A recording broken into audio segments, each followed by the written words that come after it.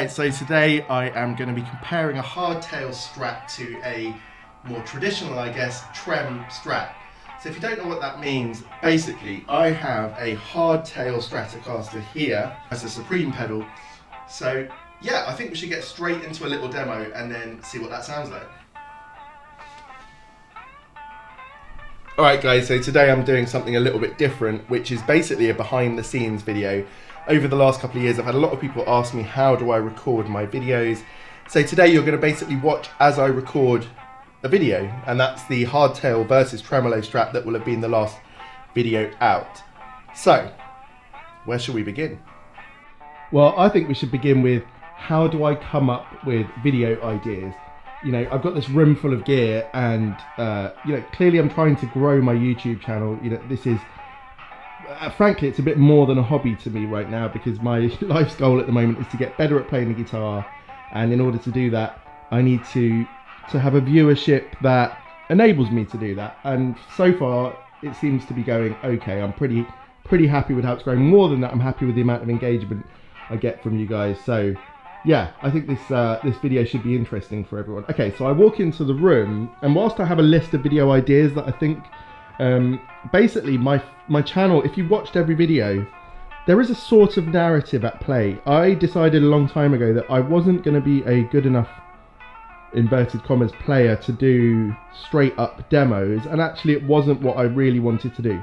This channel is more about, you know, a guy in his mid-30s who has gone and done his career thing and got to a point where he can spend time learning some craft, you know, learning how to play the guitar, the thing that I was passionate about as a kid. So when I come up with a video idea, it's not what's the hot pedal of the week, it's normally why have I got this pedal and what will it help me do and how can it help you. But I'm getting less and less into demos and more into just all sorts of ideas that I can come up with. So today is more of a topical thing though, because I recently bought that hardtail Strat in the Peach Guitars shopping trip video, and I'm intrigued as much as anyone else to find out on recording what it really sounds like. So when I come into this room and I think Strat, I straight away think 2-rock, classic reverb. So today that's what we're going to do, and I'm going to show you how I mic up this cab, where the mics go into. Let me have a little wander around with you. Here, I'm going to move the lights around. Okay, I'll show you the lights because people have asked me that as well. So to record my talking to camera, I created a very sophisticated unipod, which is the speaker, my monitor speaker, and a box from a fuzz pedal, and then on top of that my camera balances. Sometimes it wobbles, generally it's okay, and the reason is because I need the light from here. Now this is how messy I am. I try and keep this away from the camera as much as possible, but you'll notice around the room I just have stuff, and sometimes it looks worse, sometimes it looks better. At the moment I have a Milkman amp lent to me by a friend, and I'm going to see what video I'll do. I keep my Tone King Sky King here next to the desk where I plug in for most of my practice. Got a bike up here which last year I rode so many miles on, and this year I've not done any. And yeah, I've got my trusty cricket bat in case anyone breaks in. So this is the sort of hub of the studio in terms of audio. And here I've got an Apollo X8P, which is massive overkill in many ways. It's a $2,500 mic preamp, universal audio, but it gives you loads of plugins and loads of power, and I've never had to, since the day I had it, I've not had to worry about audio stuff particularly, other than just setting it up. And that's running into a 2018 MacBook Pro that cost me a ridiculous amount of money, so overpriced. I wish I didn't have it. I'd rather have a Mac Mini. That would be good enough for me. When this one gets too old in 3 or 4 more years, that's what I'll do. Above there is the shelf of shame. Yep, the pedal habit. Okay, so running out of the back, this has 8 inputs for your mics, and I use 3 different types of mics. So I've got the ubiquitous SM57. If you don't know, this is what is used to mic most amps, and this is just a staple really. Next to that, so basically the SM57 is really good at picking up higher end tones and things like that. So to mellow it out, you often use a ribbon mic. Now this is an active ribbon mic, and what that means is I'm less likely to blow it up.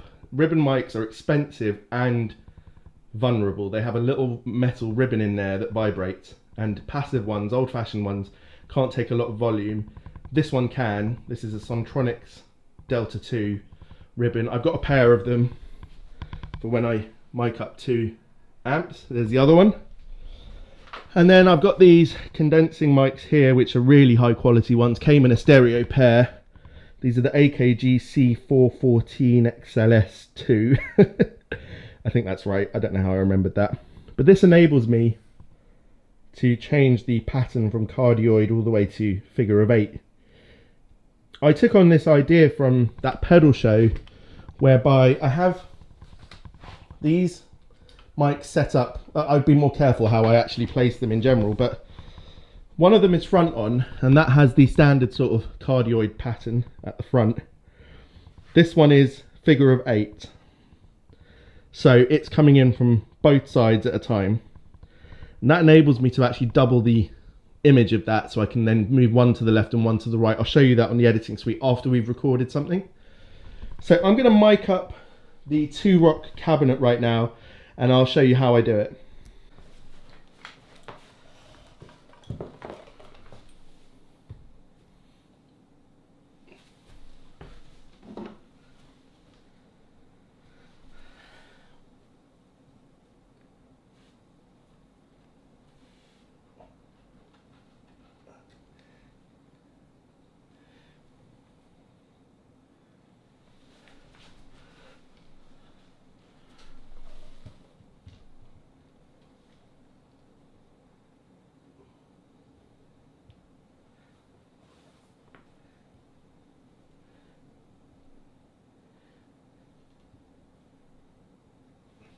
So I obviously forgot the main lights.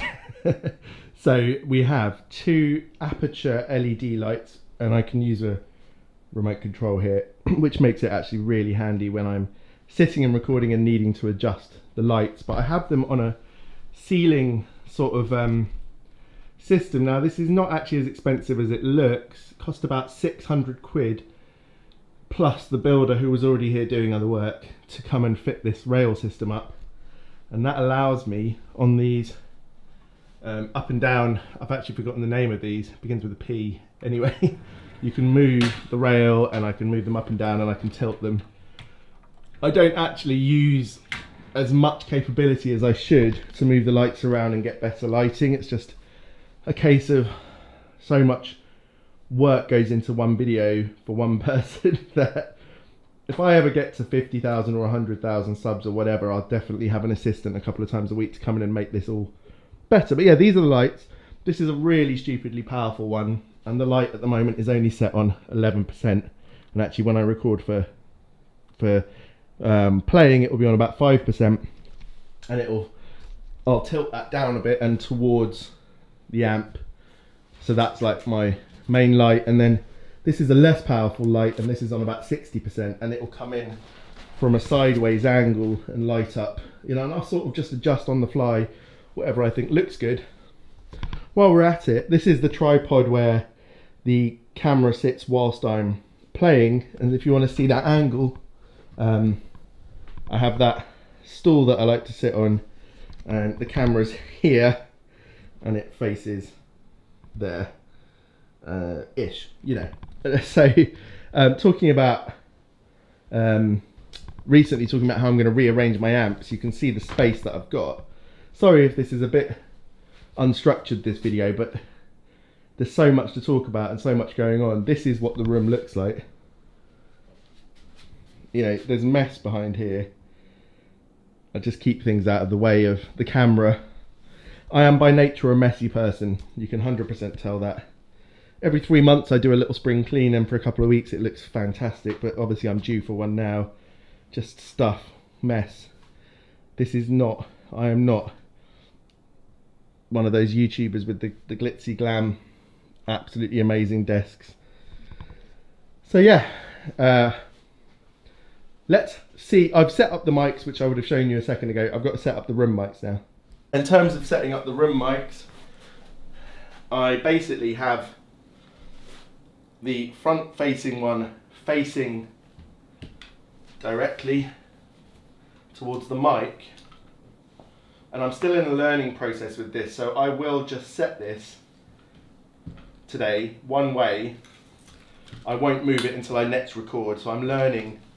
Like, there's no point me over fiddling about with everything. I haven't got enough experience or time to test the microphone location before I record every time. So instead, I place them somewhere where I think it will sound good, and then we'll hear it in the editing, and for the next one, I'll think about it again. As I said, today I'm going to be sitting here, so I don't want to completely block everything, physically or sort of audibly, so I'm going to go here. Yeah, right. I'll set those up properly in a sec, and then I'm going to show you the rig for the video. The important thing with mics is, for example, these two. I want them to be in phase with each other. I'm aware that that term is probably more specific than I'm using it. So they need to be roughly the same distance from the cabinet as each other. So I've lined them up. With these two, today I've lined them up with each other. Quite often I'll pull the ribbon back a whole foot, and then in my editing software I can change the phase back and forth, and that will help me to make the sound the way it should be. I'll explain that when we go in the editing suite. Okay, so up until very recently I had a really big pedal board which is now just lying here in tatters on the floor. That was the one with the G3 switcher from Gig Rig, all the Gig Rig power stuff. And honestly, just started to annoy me having such a big thing. So at the moment, literally keeping this power supply, the Zoomer by Strymon, on the floor. This is just over the last couple of weeks, and I'm going to be building up again into something more, what should we say, organised. All I need to do today is plug a tuner in, most important bit of gear in the room probably, and Strat today. We're going for the Mad Professor Supreme, which is my current favourite Strat pedal. So yeah, I'll just plug all this in.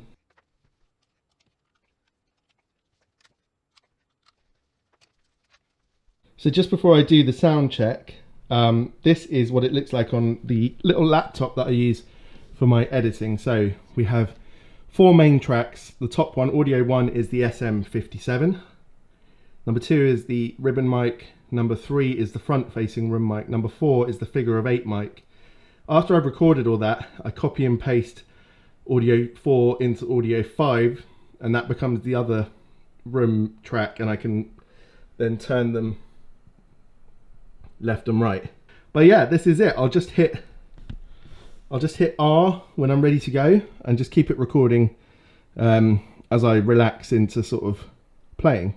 But first I need to just plug the guitar in, get the amp where I want, and on here this will bounce up and down in green and red, and it'll tell us if we're too loud or not. So when I'm recording my guitar, I have to set my lens into manual focus so I can focus on the stool basically. And you saw where the camera is. So basically I'll just now try and create a nice little scene. This light here is too close, I can see it on the camera, so I'm pulling it back. And then basically I'll just sit in front of the camera for a minute, make sure it's all in focus, that the lights are in the right place. I have bad eyesight, so I can't really see the little screen on the camera. I've just got used to over time. Trying to make sure there's not too much crap behind me. There's pedals up on here, which I don't love, but right now I'm more, my mind is more set to the recording. How am I going to make this interesting and sound good, hopefully. So it's a little bit dark today. There's not a lot of light coming from outside, so I'm going to turn up my main sort of lights. hopefully that'll work.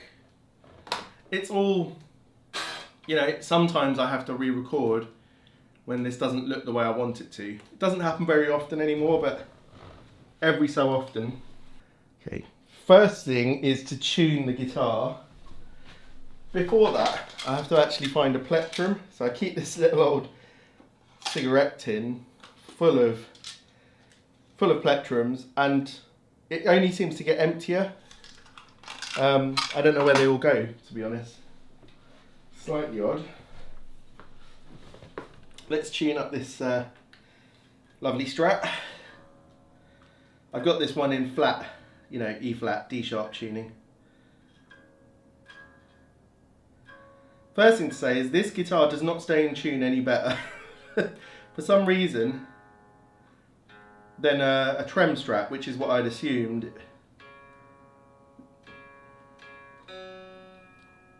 Obviously one major difference though is when I bend one string, it doesn't then cause problems with other strings.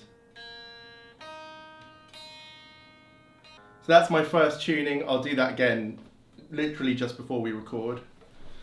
So now we're going to set the mic up, the amp. So this is in high power mode, so it's 40 watts today. I've got this set from the last time, so I'm going to leave it as it is until I've heard it. And we're going to check to see if we're peaking or not over here. Okay, let's turn it on.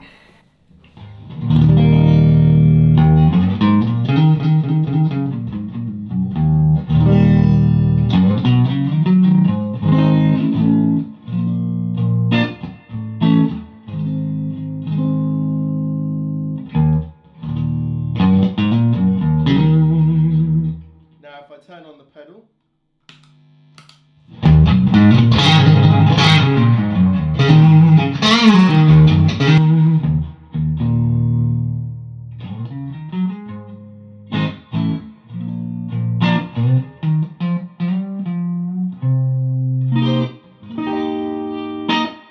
okay, so some of those mics are not actually coming up enough, so I'm just going to adjust those and try again.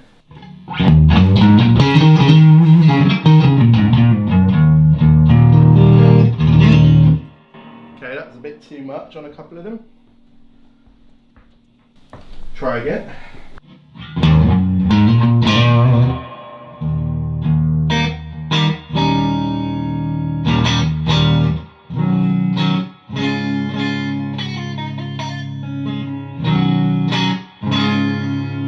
Now with the pedal off.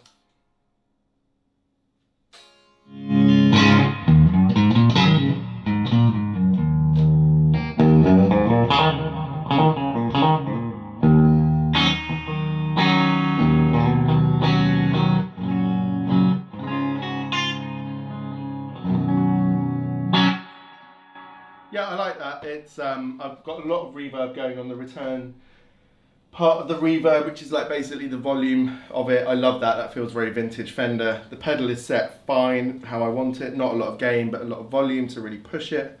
So now I'll basically hit record and we'll record a demo in 3 pickup positions on both guitars. That's basically what I would do in this situation, or what I'm going to do for that other video. So I've just recorded all the demos for the other video, and now I'm going to take you through in some way both the way I edit that and also what happened behind the scenes whilst I was recording it. I'll try and make this understandable and interesting if I can. I think it's interesting, obviously, this is what I spend my time doing, but I wanted to show you how the insecurities can come through when I'm recording, how I think about what music I might play on the guitar, how I think about, you know, how I'm going to demo it, anything that might go wrong, and I'm going to show you on the screen a little bit of how I actually edit it if it's interesting. Okay, so here's the intro I filmed earlier. Alright, so today I am going to be comparing a hardtail Strat to a straight into a little demo and then see what that sounds like. Okay, so I'm just going to cut off any unwanted bits here. Now what I want to do is bring in the playing, which I've got here. So this is actually This is the editing of the behind the scenes video, which I've got over here. And this is the actual video. So, here's what I wanted to show you. About just under a year ago maybe, this company, DaVinci Resolve Blackmagic, did a fantastic update which made syncing audio so much better than it used to be. So basically I drag in, I'm going to drag in the SM57, then the ribbon mic, and then the room mic. And I used to have to basically zoom in and line up everything manually. You know, it would take a couple of minutes, or sometimes it'd be worse, or if I got confused and lost clips, it was difficult. If I now highlight this all the way down to there, right click, auto align clips based on waveform. This has literally cut the most painstaking parts out of all my videos. And then all I do is a close-up check by myself and make sure it looks in line. And then when we hear it a little bit, we'll hear what's going on. Okay, so I hit record, come back, retune the guitar. Okay, and then just make sure everything's in the right position. Then I'm going to, this is without the pedal.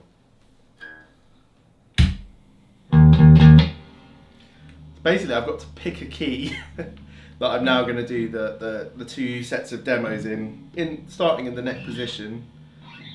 Feeling like, okay, so this is where I need to start thinking about the volume of the actual mic. So that the mic that's on the camera is blown out when I'm playing the guitar. So I'm going to remove that totally for the playing. And then generally I want the SM57 to be quite loud, the ribbon mic turned down a bit, and the room mic turned down a bit.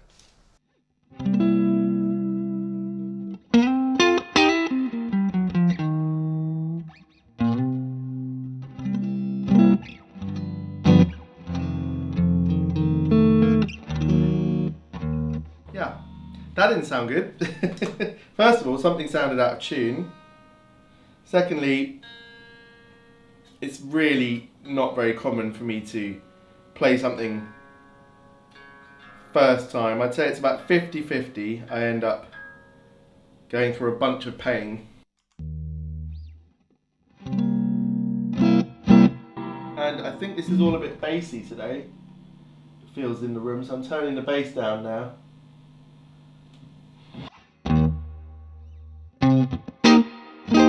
Maybe I'll change it to the minor key.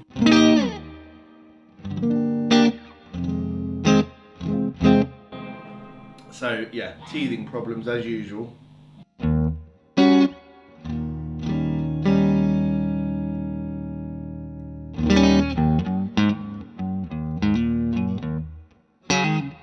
obviously I normally cut out a lot. Once every 2 or 3 videos I walk in and record it all in one go without any problem, and then probably today will be one of the days where it's just all a bit.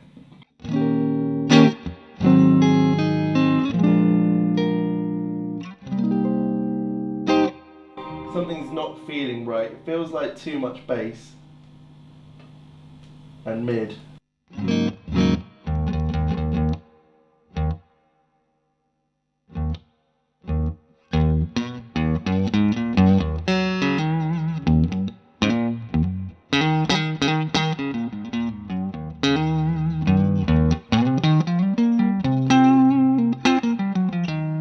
Because this is a strat bass thing, I'll tend to try and play more stratty bass.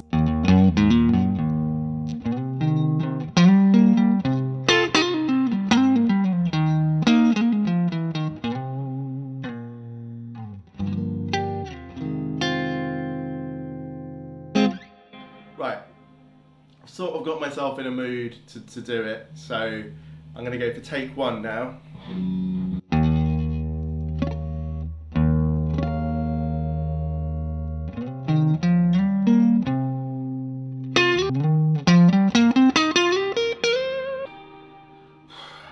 Yeah, that didn't feel very interesting, so I might completely change tack now. This is just supposed to be the clean demo without the pedal, so maybe I'll just keep it to like 20 seconds per pickup position, and then when we get the pedal on, do something a little bit more interesting. So let's just try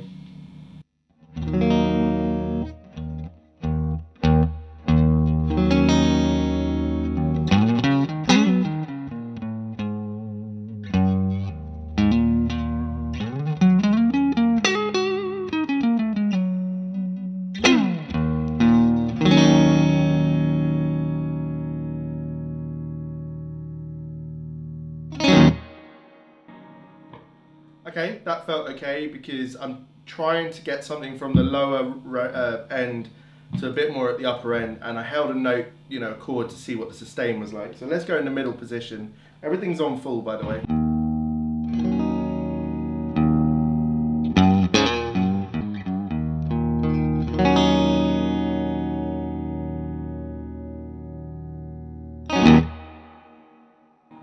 Okay, I'm trying to turn off the sort of part of my brain that wants me to redo it every single time and move on. That was the middle position.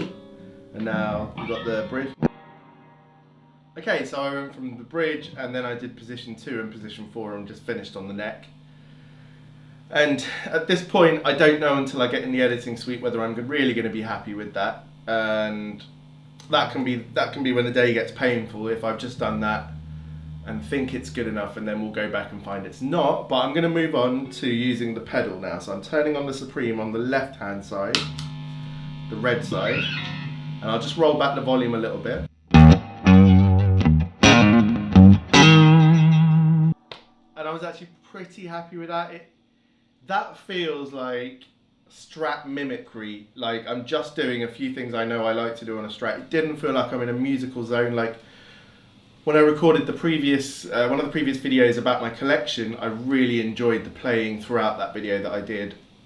In terms of when I was playing it, I felt like I was doing some music. But today I'm busy. I'm filming 2 videos. I've got stuff to do later this afternoon. So for me, I'm just getting the tones across in that case. And it's one of those videos I know when I look back in 3 months, 2 months even, I won't be happy with the playing.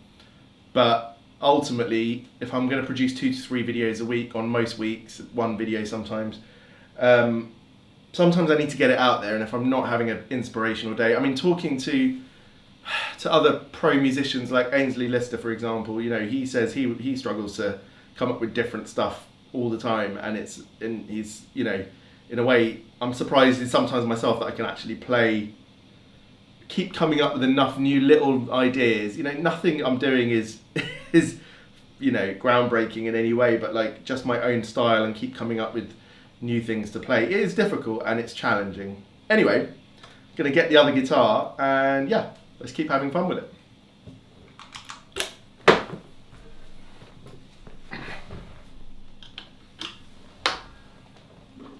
Because I don't usually use a trem arm particularly.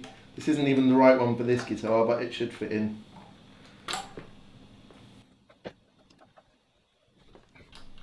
I may not even use the trem arm much, but it's important to have it in there.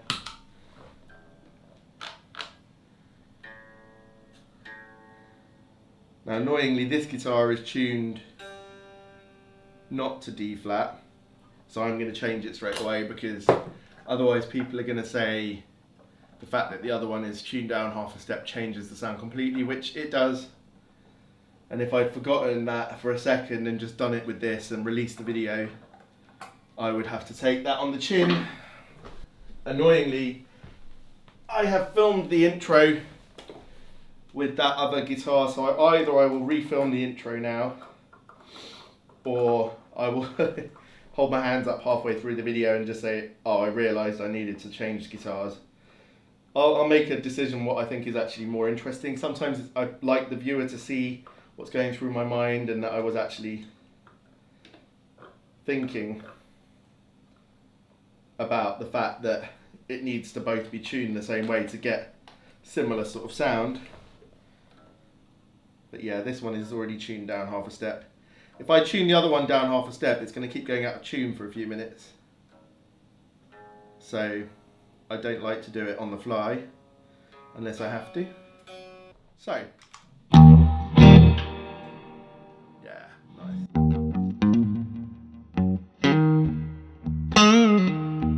Well, somehow when you've warmed up a bit, you just feel more confident.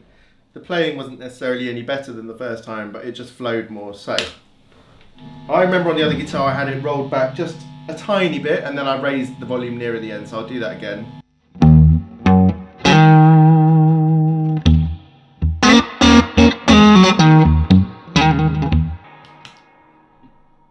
Alright, and for the sake of that video, that might be all I need to record. Let's see how I get that over to the editing and organise all of that.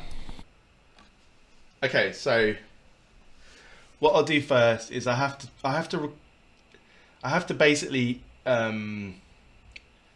take out the tracks one by one so that I can then mix it properly in the video. So I do the first track solo, and you just drag this yellow bar over to choose the area that you want. And then it's going to take a good few minutes to bounce. It's called bouncing, to bounce out track 1, and I'm going to call it Trem versus, and then SM57. And that's going to take a couple of minutes to bounce out. I'll come back to you once I've done all of the tracks. Okay, now to make the room one work, what I have to do is copy and paste this bottom one here,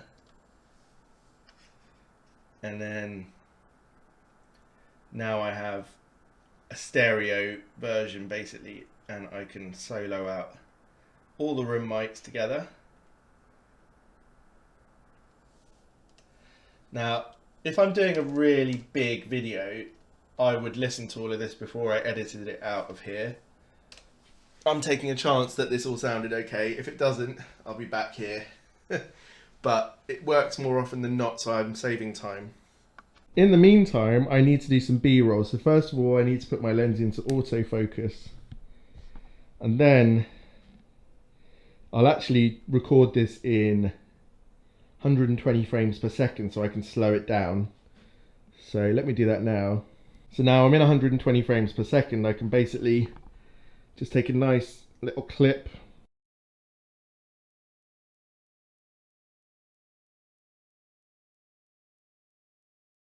and then I'll slow that down in the post-processing. So I tend to just get a couple of different angles. I'll just turn the guitar around here so I can come from this angle.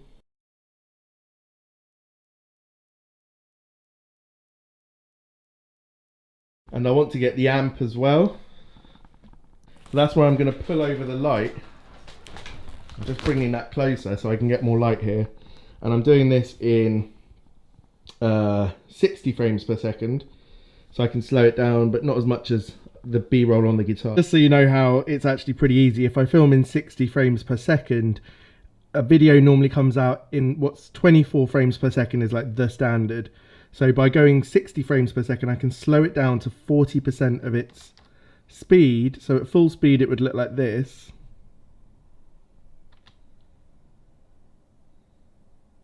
That's the speed I actually move the camera at. Then all I have to do is tell the computer that I want to slow it down, so I can do a speed change, so slow it down to 40%. And if I filmed it in 120 frames per second, I'd slow it down to 20% of its speed, like I did for the guitar B-roll. And then now we'll have nice, sort of smoothish, slow footage, so that you can actually see the settings. The same on the pedal here. And I need to do the B-roll for this guitar. A reasonably simple comparison video like this one, I'll end up with an intro here. And then I filmed all of the demos, and I've done that in a few. So I've got a section where it's just the amp, and I've gone in different pickup positions, and I'm going back and forth between the two guitars.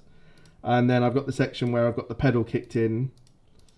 Now, to turn this into a video, the reason I do all the demos first these days, I didn't used to actually, I used to do it as I went along, is because I don't want to presuppose anything. So I do the demos and then let the thoughts lead on from there, rather than thinking, okay, hardtails must sound like this and trems must sound like that, and so I'll make it sound like that. Yeah, I don't want to do that. So anyway, to make the video a finished article, I have to label everything up, which takes a bit of time, you know. Just like anything else, you have to just keep plugging it away, and I'll have to split it into every section and write exactly what I'm doing. I like to keep labels up all the time. It's confusing for people otherwise, and what is the point? It probably adds, overall on a long video, it's, you know, it could add 10 or 20% of time to the whole video doing that. And then on top of that, I've got my B-roll clips that I do. I like to show off what's on the amp, up here, and what's going on with the pedal. And I like to put in a little bit of sort of like guitar porn, you know, like my B-roll clips that I like to do. And then I need to also say something. So by the end of this, I'll have split this up a bit more with a few little talking points in between. And the long and short of it is, with this one, I didn't notice a massive difference between a hardtail and a trem, really. It's certainly not from a listener perspective. But you'll see that. You'll have seen that in the video, whatever I talked about. Yeah. And then basically, the rest of the process is finishing up the video, taking it out through the program, and then uploading it to YouTube, which with my internet connection can take from 1.5 hours to 3 hours, depending on the video. And I've got to come up with a thumbnail and tags and bit of description and the timestamps. Now, I'm not going to show you how I do any of that. Safe to say, the thumbnail is the hardest thing for me. By that point in the day, I'm tired, and it's not my most creative point, but as long as you get your message across, I think it works out okay.